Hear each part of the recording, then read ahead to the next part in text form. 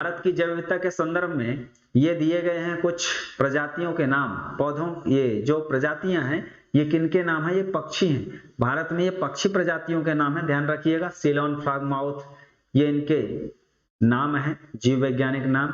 चलो, भारतीय राष्ट्रीय प्राधिकरण की स्थापना कब की गई? तो दोस्तों, जैव विविधता को दुनिया भर में बढ़ावा देने के लिए जो बहुत सारे सम्मेलन हुए उनके अनुपालन में भारत में भी जैव विविधता का संरक्षण करने के लिए 2002 में कानून बना।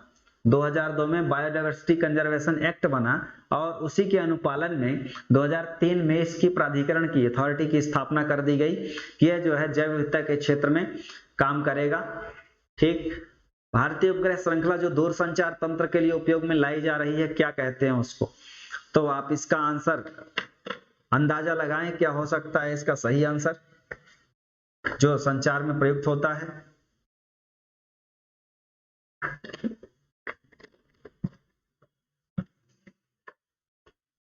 चलिए, इसका आंसर हो जाएगा इनसेट। क्या हो जाएगा आंसर इसका? इनसेट होगा। और इनसेट श्रृंखला जो है INSAT 1983 से चालू हुई है और इंडियन नेशनल सैटेलाइट इसका आंसर फुल फॉर्म होता है और इसका प्रयोग उपग्रह संचार में प्रयोग किया जाता है। ठीक है, चलो, ऐसे उपग्रह दूर संचार में प्रयुक्त किए जाते हैं। नेक्स्ट है, जुलाई 2019 में अंतरिक्ष यान चंद्रयान 2 को भारतीय राज्य से प्रक्षेपित किया गया। कहां से प्रक्षेपित किया गया था? तो चंद्रमा पर अनुसंधान करने के लिए, उसके दक्षिण ध्रुव पर पहुंचने के लिए सबसे अच्छा अभियान चंद्रयान 2 22 जुलाई सन 2019 को भारत में इसरो द्वारा प्रक्षेपित किया गया था। आंध्र प्रदेश के श्रीहरिकोटा सतीश धवन अंतरिक्ष केंद्र से, SDSC उसका नाम है, और वहां जो है हमारे देश का उपग्रह प्रक्षेपण केंद्र है, वहां से प्रक्षेपित किया गया था। हालांकि अपने वास्तविक लक्ष्य से 2.5 किलोमीटर दूरी पर वह फेल हो गया और उसका कंट्रोल इसरो से हट गया, लेकिन उसका जो कैमरा है, रोवर है, अभी भी काम कर रहा है। विक्रम लैंडर से उसका संपर्क जो है टूट गया। चलो, एक नाभिकीय रिएक्टर में भारी जल क्या होता है? भारी जल क्या होता है? भारी जल ऐसा जल होता है, हाइड्रोजन और ऑक्सीजन से मिलकर पानी बनता है, H2O, लेकिन जब उसमें ड्यूटेरियम मिल जाए और ऑक्सीजन, तो उसको हम क्या कहते हैं? भारी जल। और इस भारी जल का प्रयोग न्यूट्रॉन की गति को मंद करने में न्यूक्लियर रिएक्टर में किया जाता है। किसमें किया जाता है? न्यूक्लियर रिएक्टर में। क्यों किया जाता है? क्योंकि इससे नाभिकीय श्रृंखला अभिक्रिया में कमी आएगी, न्यूट्रॉन की गति कम होगी, तो उसको हम कंट्रोल करके एनर्जी क्रिएट करेंगे, नाभिकीय ऊर्जा बना देंगे। ठीक है, इसीलिए ये परमाणु विद्युत बनाने में प्रयोग किया जाता है। आगे बढ़ते हैं। वह व्यक्ति कौन है जिसे भारतीय मिसाइल प्रौद्योगिकी का पिता कहा जाता है? तो आप चिर परिचित नाम से जानते ही होंगे, मिसाइल मैन ऑफ इंडिया, जनता के राष्ट्रपति और भारत को मिसाइल का वरदान देने वाले, मिसाइल के क्षेत्र में अनुसंधान करने वाले missile man doctor APJ Abdul Kalam ji, इनको कहा जाता है। राष्ट्रीय दूर संवेदी केंद्र की स्थापना 1974 में कहां हुई? हैदराबाद में हुई। रिमोट सेंसिंग के क्षेत्र में रिसर्च करने के लिए और इसमें बाकायदा जो संगठन कार्यरत हैं उन पर सहयोग और सामंजस्य बनाने के लिए इसकी स्थापना 1974 में हैदराबाद में की गई। वनस्पति घी बनाने में किसका प्रयोग करते हैं? वनस्पति घी का मतलब क्या होता है? जो वनस्पतियां हैं, जो तिलहन फसलें हैं, उनसे जो हम घी बनाते हैं, संक्षिप्त नाम इसका जो ब्रांड चलता था बाजार में उसको कहते थे डालडा। ठीक है, तो डालडा एक कंपनी का नाम है, वो ब्रांड नेम है, लेकिन उसको हम क्या कहते हैं? वनस्पति घी कहते हैं। इसको बनाने में जो हाइड्रोजन है, हाइड्रोजन का प्रयोग किया जाता है। किसका प्रयोग किया जाता है? हाइड्रोजन का, क्योंकि वो असंतृप्त वसा होती है। असंतृप्त वसा में हाइड्रोजन का प्रयोग करके, हाइड्रोजनाइजेशन करके उसको वनस्पति घी में बदल देते हैं। ठीक है, कौन सा संतृप्त वसा का उदाहरण है? संतृप्त वसा का उदाहरण इसमें नारियल का तेल है। क्यों? संतृप्त वसा ऐसी वसा होती है जिसमें उसका गलनांक ज्यादा होता है, यानी उसको हम पिघलाने के लिए ज्यादा टेम्परेचर देना पड़ेगा। ठीक, नारियल का तेल इनमें से संतृप्त वसा का उदाहरण है। नेक्स्ट है, सरल वसा कुछ वसीय अम्लों अल्कोहलों से मिलकर बने यौगिक होते हैं। तो दोस्तों, ये इसका आंसर क्या होगा? तो सरल वसा कुछ वसीय अम्लों के अल्कोहलों से मिलकर बने होते हैं, ये गलत है। इसकी जगह होना चाहिए संयुक्त। ठीक है, ये संयुक्त वसा का मतलब है सरसों का तेल, तिल का तेल संयुक्त वसा के उदाहरण है? नहीं, ये सरल वसा के उदाहरण है। किसके हैं? सरल वसा के। तो इसका क्या हो जाएगा? ना तो एक ना तो दो, दोनों गलत है। दोनों स्टेटमेंट क्या है? गलत है। ठीक है। चलो, न्यूटन के गति के नियमानुसार कोई भी वस्तु तब तक अपनी विरामावस्था में रहती है जब तक उस पर कोई बाह्य बल आरोपित ना किया जाए, सही है। संवेग में परिवर्तन की दर आरोपित बल के व्युत्क्रमानुपाती होती है, ये गलत है, ठीक है, ये स्टेटमेंट गलत है। न्यूटन का सेकंड नियम कहता है कि संवेग में परिवर्तन की दर उस पर आरोपित बल के अनुक्रमानुपाती होती है, न कि व्युत्क्रमानुपाती, और ये वाला सही है। कोई वस्तु गतिमान है तो गतिमान ही रहेगी। आप मार दिए छक्का तो गेंद मैदान में चल रही है तो चलती ही रहेगी, लेकिन वो जो जमीन का घर्षण है वो उसमें लग जाता है, इसलिए वो रुक जाती है, न जाती रहेगी, ठीक है। चलो, किसके द्वारा बताया गया है कि संतुलन की अवस्था में द्रव का दबाव चारों तरफ बराबर होता है? तो पास्कल ने दाब का नियम दिया था और इसने बताया कि संतुलन अवस्था में द्रव का दाब जो है चारों तरफ क्या होता है, इक्वल होता है, ठीक है। चलो, निम्न में से प्राकृतिक चयनवाद क्या कहा जाता है? तो दोस्तों, डार्विनवाद को कहा जाता है प्राकृतिक चयनवाद। मतलब जब जीवों का विकास हुआ था उस समय जो प्रजातियां जहां जिस वातावरण माहौल में अपने आप को अनुकूलन के हिसाब से अनुकूलित कर लिया, मौसम में अपना जो सामंजस्य बिठा लिया, उसके अनुसार उनकी उत्पत्ति आगे बदलती गई, जैव विकास होता गया, तो इसको हम प्राकृतिक चयनवाद को क्या कहेंगे? डार्विनवाद, ठीक है।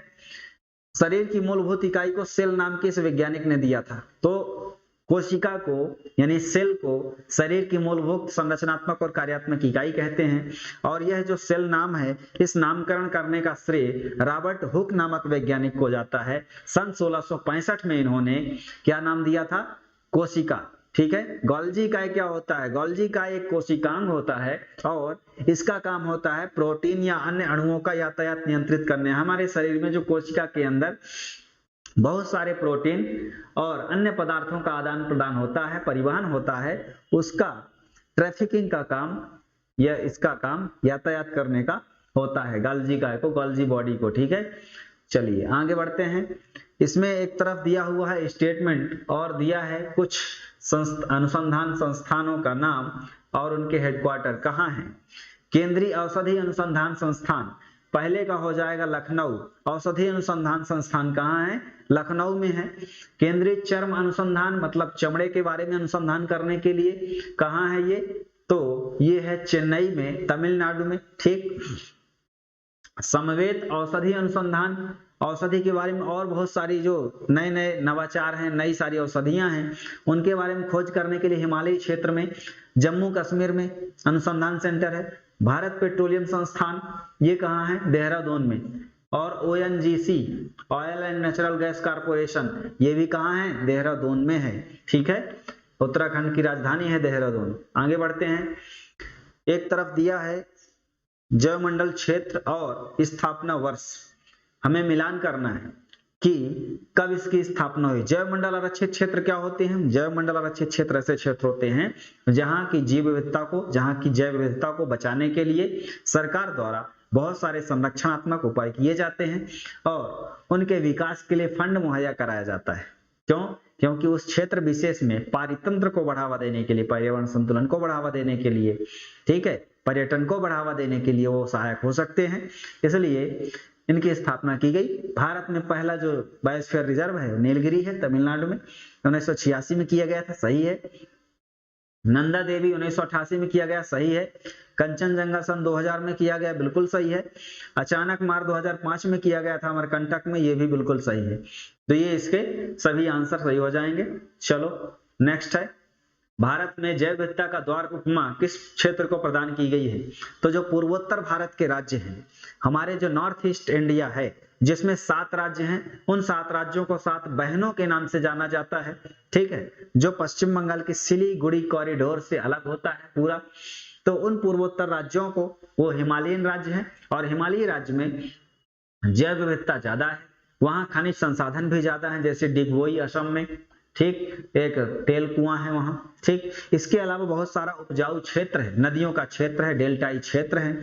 इसके अलावा बहुत सारी औषधियों का जो है वहां उत्पादन हो रहा है, चाय का उत्पादन हो रहा है, पहाड़ी क्षेत्र है वहां, ठीक है। तो पूर्वोत्तर के राज्यों को जैव विविधता का द्वार कहा जाता है। वहां चेरापूंजी जो है, मासिनराम जो है, मेघालय में सर्वाधिक वर्षा वाला स्थान है, इसलिए इनको हम जैव विविधता के क्षेत्र में उपमा दी जाती है कि वो जैव विविधता के द्वार हैं। राष्ट्रीय उद्यान पक्षियों का स्वर्ग के नाम से किसको जाना जाता है? भारत में एक ऐसा राष्ट्रीय उद्यान है जिसको पक्षियों का स्वर्ग कहा जाता है। क्यों कहा जाता होगा? क्योंकि पक्षियों के निवास के लिए, पक्षियों के रहने के लिए सबसे अच्छा वातावरण उपलब्ध कराता होगा, और वह वातावरण जो है केवलादेव घाना राष्ट्रीय उद्यान राजस्थान में मिलता है, और यहाँ प्रवासी पक्षी भी भारत आते हैं, इसलिए यह पक्षियों का स्वर्ग कहलाता है।